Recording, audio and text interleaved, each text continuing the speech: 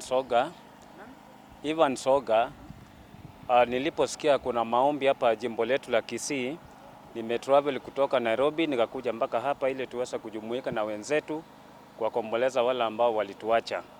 Mimi ningependa tu kuomba Kenya iweze kuwa na amani ili wafanyabiashara warudi wafanye kazi, pia watoto warudi shuleni wasome, kwa sababu maandamano huwa ina affect vitu vingi sana katika uchumi wa Kenya. Asanteni.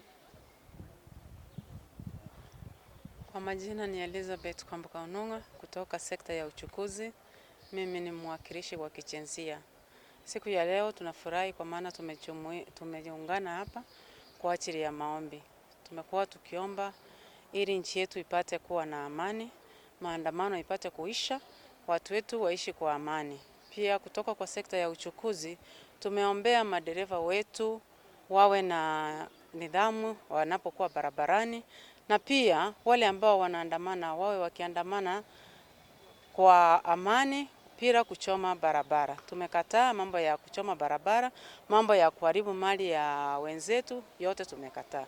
Pia tumeombea viongozi wetu wa Kenya wote, kutoka president mpaka magavana mpaka ma MCAs wote mpaka ma senator, wawe na upendo wanapofanya kazi katika nchi yetu ya Kenya, wote wawe na upendo. Na tunaombea viongozi wetu wote kutoka juu mpaka chini, kila mmoja awe na upendo, na wacha tushirikiane pamoja na serikali kuu na serikali yote ya kaunti, tufanye kazi kulingana na vile ambavyo tulikuwa tumeahidi wananchi wenye walitupigia kura.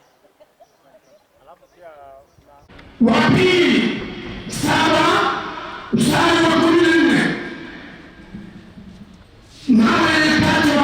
ya kwamba ndani ya bahari kumechemka, bahari imechafuka, na wewe kwa sababu umelala tunakuamsha tukikuomba ya kwamba uweze kutuliza bahari. Viongozi wa serikali ya jimbo hili la ugatuzi Kisii, leo tumekusanyika